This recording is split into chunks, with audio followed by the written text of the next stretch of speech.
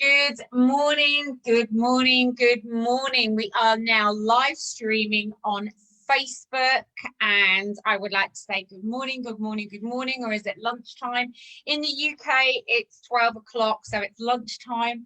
Apologies for about this morning. We were meant to come on at 9 o'clock, but the internet decided to have a little bit of a mess about, or I had a bit of a mess about with the internet. So my apologies that we're a couple of hours late. But it really is worth waiting for. I would love to introduce you to the most beautiful goddess. Her name is Liz Barron, and I've been working very close with Liz for about the last seven or 8 months, and I've known her before that for a few years. She is an incredible woman. She's a barrister, a lawyer, and a spiritual healer. So she is the true divine feminine with a splash of masculine. She is amazing. She's incredible.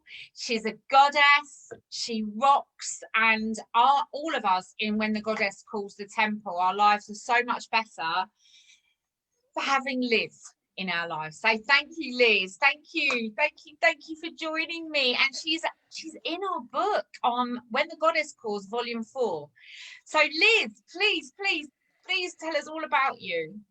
Oh, thank you for that wonderful introduction. That was so nice. So yeah, I'm Liz. I live in Bristol with my fiance and 2 dogs. And yeah, I'm a lawyer by background. I have my own legal practice that I set up to do law my own way. But obviously I've been on this healing journey for probably a few years now, but certainly this last year with you and with the Goddess Rooms. Just really learning more about myself, opening up more of this feminine and heart-led side, which I've closed off for so many years, and just trying to live my best life. Mm-hmm. Yeah. So tell us your story, Liz. So we're not going to go into everything here, but you have had tell us your story from I know that you've had some eating disorders, from abusive relationships where you've taken this person to court and he actually the courts found him not guilty. He groomed your sister. He was quite a vile character, and you had to overcome from the eating disorders.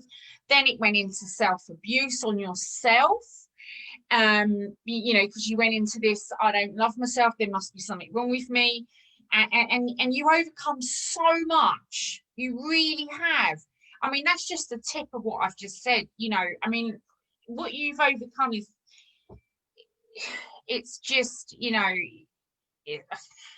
it's a book in itself. Yeah, I haven't gone into all of that in the book because, like you said, there's a lot of it. But yeah, just the story really is that I'm from Lancashire in the north of England, where I live with my parents, and there's 3 other siblings. And I was pretty conscientious at school, and at the age of 15 met a guy who was a bit older than me, and all of my friends at school were all of a sudden, who's that guy, and I thought it was the most amazing thing ever that I'd found this guy who was like, older and charming and doting and all of these things that I'd never really experienced before. But yeah, to cut a really long story short, I was with him for 7.5 years until about 22.5.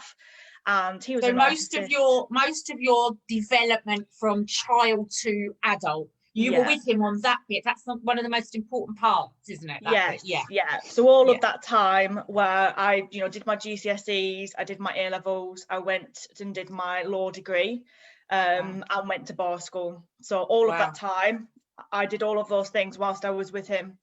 And some of it was amazing in the sense that he was very charming, as narcissists are, but a lot of it was very painful. And there wasn't as such sort of sexual abuse, but there was a bit of physical, but it was mainly emotional and mental. And I was led to believe that I was mentally ill. and that I was wrong for not trusting him, and that I was making up stories in my head, and I was living in a fantasy land, and I was nuts, and all of these things. And you know, every time I knew that he was cheating on me, or he was lying to me, or he was doing so, he was gambling or money away, or whatever it was, I'd approach him, like, finally with the courage, like, no, this isn't okay. And within 10 minutes, I'd be apologising to him for you know, distrusting him, etc. So I lived in this cycle for a while, and I've got to be honest and say my intuition was screaming the whole time, get the hell out. And I was sick all the time, and my whole body was shutting down, and it was telling me, get out, get out, get out. But I was loyal, I was naive, and I you know, my self-esteem and my self-worth and everything just went to such a low that I just couldn't trust myself anymore, is the reality. And so I threw myself into my academic studies. You know, as I said, I was at bar school, etc. I threw myself into all of that, and just, I wanted to do something positive with my life, and so I threw myself into all of that. But yeah, 22 and a half, I realised that I'd finished bar school by then, and I was looking for jobs, and I realised I had to get out, because otherwise I'd be trapped. And I knew I was meant for more than that. So I literally packed a bag one night and just left, and went and left to my auntie's. And within a 2, 3, 4 months, I'd moved down to Bristol, because I'd found a job here, and I wanted to start afresh and just move away fresh. But I didn't. I did start afresh, but I sort of just swept everything under the carpet and just thought, I've moved 5 hours away from him and that life, and so I can start again, and that's it. But as we all know, it doesn't really work like that. So I started. So what happened? I started to create this life down in Bristol. I got a good job, and I was getting promoted, etc. And I had difficulties in those jobs, but I made my way through it. I got promoted, etc. Then I switched jobs, and I cross-qualified as a solicitor, and then I started to, you know, set up my own practice. And I met other people, and I'm obviously with my fiance now, but it was November 2017 when I got a phone call from the Lancashire Police, and they were telling me that something had happened with a close family member and this ex-partner, and it was finally out in the open. They'd conducted interviews, etc., and he was going to be arrested. And I wasn't allowed to know really any of the detail, because they wanted me to be a witness. So they wanted me to give witness evidence at the trial, and so I couldn't really know what was going on. I just had to try and recall events that happened and just try and put the pieces together, if you will. And that trial was for 2 weeks in July 2018, so a few months later. And I logically, I knew that this was going to be difficult. I knew it was going to be a fairly traumatic event, but I wasn't feeling any of it, because I'd spent so many years numbing my heart and my entire self in order to stay alive. It felt like in order to stay alive, and it served me with practicing law. You know, it's a very masculine field. I'm in construction law as well, so it felt like it all served me to be numb and to be strong and an aggressive lawyer. So logically, I knew I should get help, and I did get like counselling, etc., to help me through it, but I wasn't really feeling anything. And so logically, I was saying, it all happens for a reason, it'll all work out in the end. You know, I was telling myself all these things, stories, and I felt okay, because I wasn't actually processing any of it yet. But the trial came and went. It was horrific. Yeah, he did get off all 14 counts. But you know, I understand now why we had to go through what we went through, but I was also the witness on the stand, and you know, I was cross-examined. So imagine being a barrister, cross-examined, you know, being told that I was dishonest, that I'd created this story up in order to get back at him, and all of this stuff. And some information was coming out that I've never heard before. And then after I'd given that evidence, having to sit in the, you know, in the court and listening to these details for the first time, it was really the worst time of my life, having to have been through it with him already for 7 years, and then having to relive it so many years later. And so all those, as you can imagine, within a few months of the trial, then all of those emotions around everything from being 15 years onwards, and all of that started to bubble up, bubble up, bubble up. And last year, I spent the whole year probably numb, but traumatized. I couldn't do anything. I didn't want to work. If anybody knows me, I'm so ambitious. I'm like the most ambitious person that I know. But last year, I just didn't want to do anything. And it all led me to where I am now, which is I knew I needed to heal. I needed to learn how to process emotions. And I've been told that for many years, but I just didn't even really understand what that meant. I needed to learn more about energy, because I'm empath and I was just taking on everybody else's stuff as well, and not really understanding what was mine and what was somebody else's.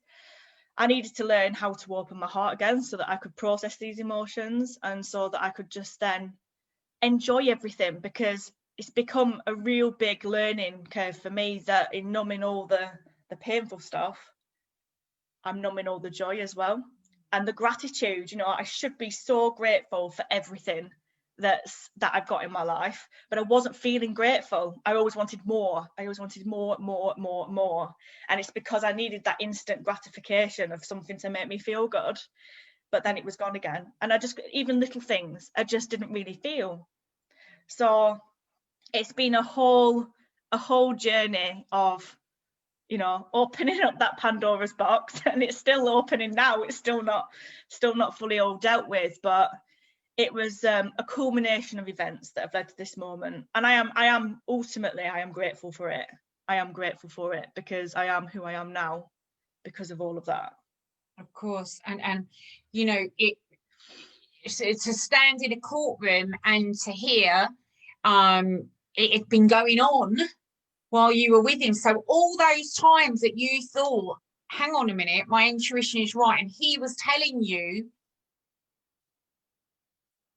that you were crazy, you were making it up. Oh, all of those times, it must have been, you closed yourself up, you focused, and like most women from any kind of trauma, what they do, and I mean, I've not even experienced the touch on what you've experienced. I wouldn't even put it, but because everyone's trauma is different. But for my own trauma, I did very similar to you. I closed up and I focused and I worked until, and like you say, when you opened up that Pandora box, your emotions are coming up. So you've got love, joy, hate, scared, fear, happiness, fear, happiness, fear, happiness, fear. Shit, let's just close back down. Yeah. And then I'll let myself back out. A little bit of fear. I'm feeling joy. Oh, is it okay to feel joy? No, it's not, because last time I felt joy, this happened. So you've got all these stories going around in your head that's connected to each emotion. So you've had to retrain your brain and be gentle with yourself. This is the thing. You see, most women, there is no time limit on healing. There is no time limit, and most women think they should be this way and they should be that way, and you're able to guide women and able to, through your experience, and you openly say, I'm still healing. Yeah, absolutely.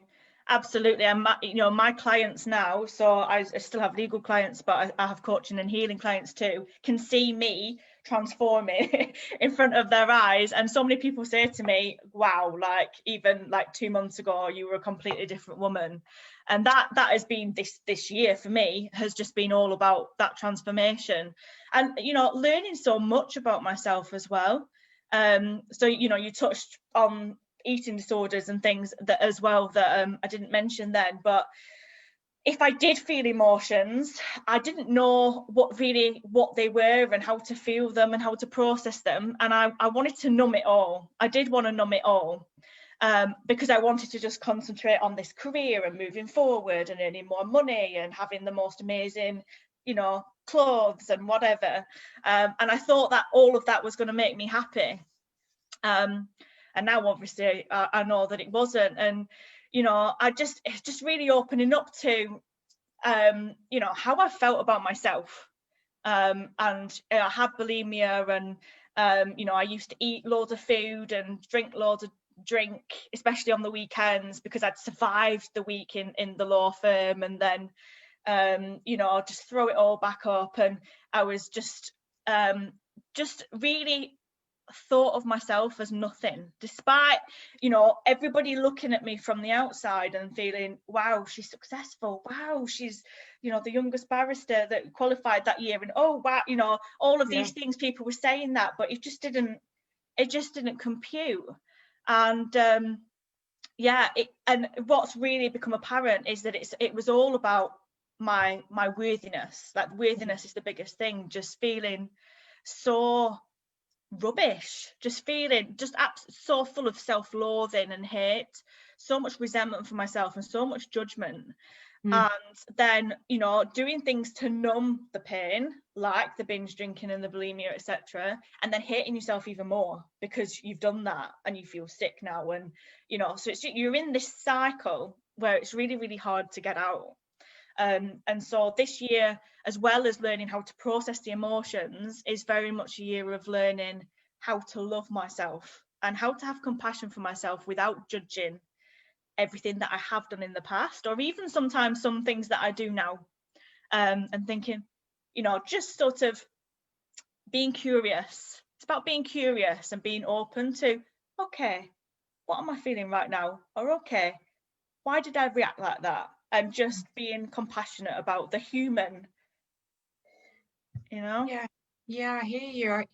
I hear you, and it is about, you know, and it's wonderful to hear you speak like this, you know, and it is being gentle with yourself and learning to be gentle with yourself, not because of the way someone else had treated you, but you know, you've done incredible. So you know that this is an ongoing process, and I mean, a couple of years ago you threw yourself into the angelic Reiki, and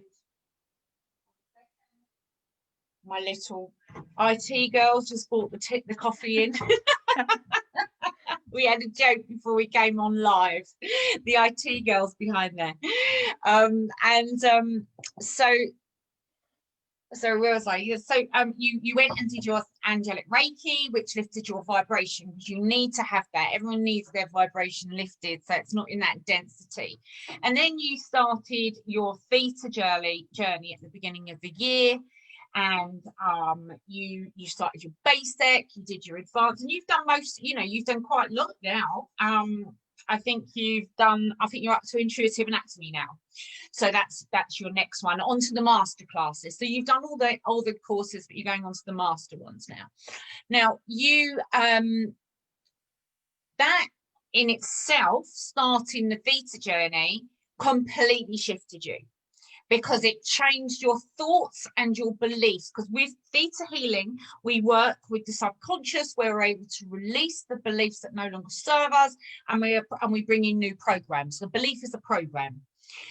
So tell us about your journey. How did that shift? Because you were still in that mindset of not feeling and feeling self-loathing. Yeah, I mean, there's that theta is just literally changed my life, and it's really hard to put into words, because I only started that journey from June. So yeah, we're now at the start of December, so like 6 months, and completely transformed. Well, one of the things is that it's just so fast. It's just so fast, you know. You've tried other modalities before, and it takes like longer to reprogram mindset or emotions, but the thing is, theta can just deal with all of it, like everything that's going on in the body. There's obviously ancestral wounds, past life stuff, and it's really opened my eyes to you know, why I am here and why I am who I am, and what's happened in the past to help shape that. So and I've seen sort of visions of myself, or seen some past lives, but didn't really know what they were or how they've shaped me. Whereas theta has just helped to really open my eyes to all of these different parts, and then allow me to understand how it's affected me in this life in order to be able to then shift and change those beliefs, learn lessons and stamp them as complete so that I'm not carrying them forward. You know, it's much deeper. It goes so much deeper. I've been doing mindset work for years, like self-development work, mindset work for absolute years, journaling and all of that sort of thing. And it's, you know, they're really helpful processes. But this is just going really deep and going to the core and really helping you to properly shift that root, you know, that core root, rather than what I've been doing is going back to like you know, different past lives and things like that, and trying to work.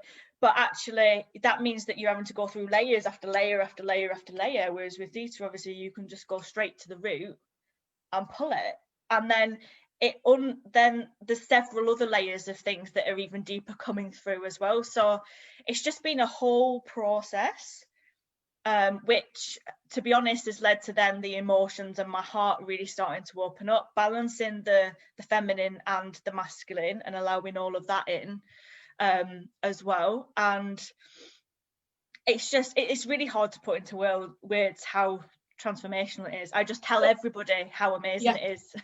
And your intuition, because you are also, not only are you a barrister and you work with law now, you're a coach.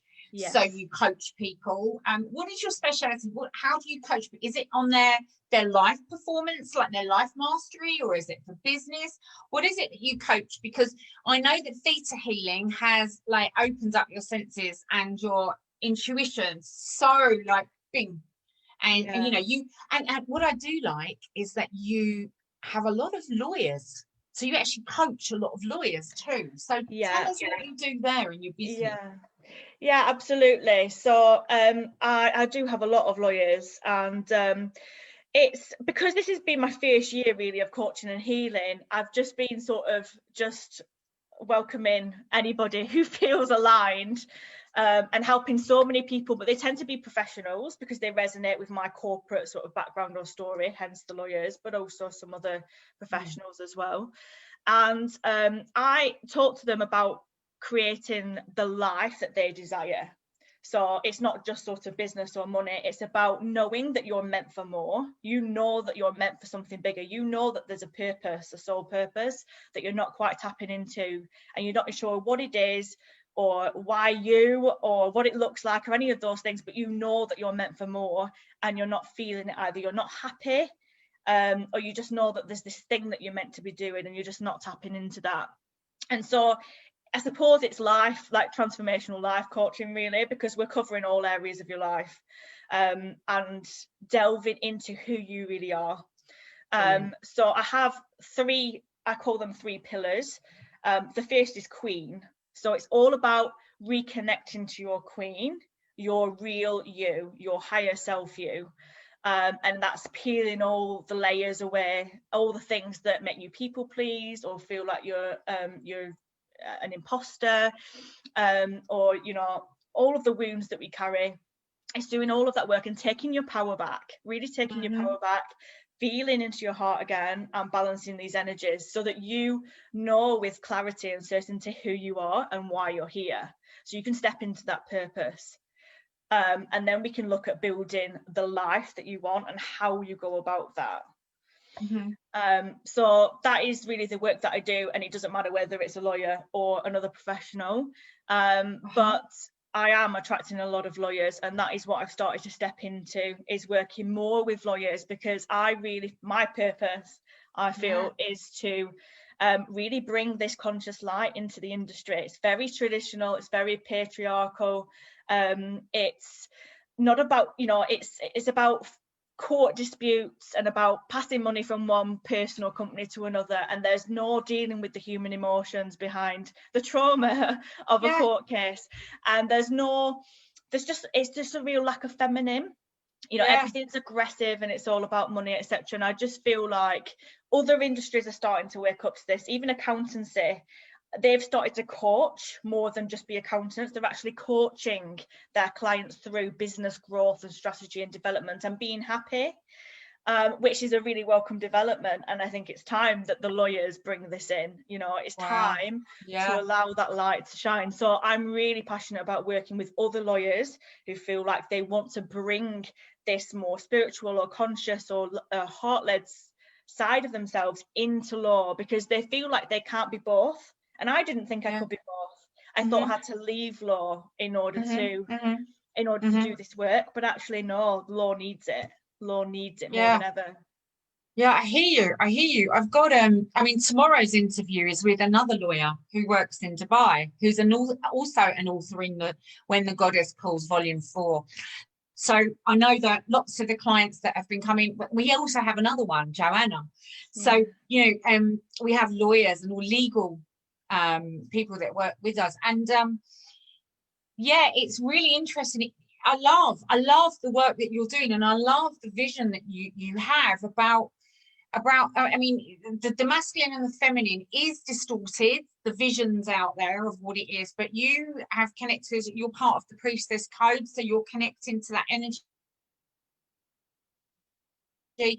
And you do work with lots. I mean, how wonderful is that you could work with a lawyer who has a heart, who's able to feel and use their intuition instead of like bang, bang, bang, bang, bang.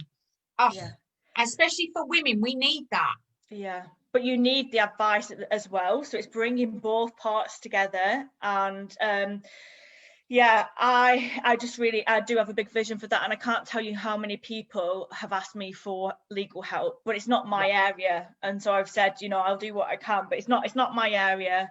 And they've said, you know, Liz, I really wish you could be my lawyer. And that has made me think, you know, that us lawyers who are more like that need to show ourselves as these people, so that these clients know that we exist. They know that we exist, and that is part of the plan, is to just help to see that light through the industry, and just really embrace all of us. Yeah, no, I totally agree with you, and it's changing. The industry is changing, and yes, you do have to have your masculine, but it's to bring that in. It's brilliant. So what's next for you, Liz? What's next for you? What's 2021 bringing to you? All sorts. I've got all sorts of plans, things that I've been sort of channeling really all year, but Can I just interrupt there? What are you doing next year? Something really special. Getting married. That'll be it. I hope. I hope.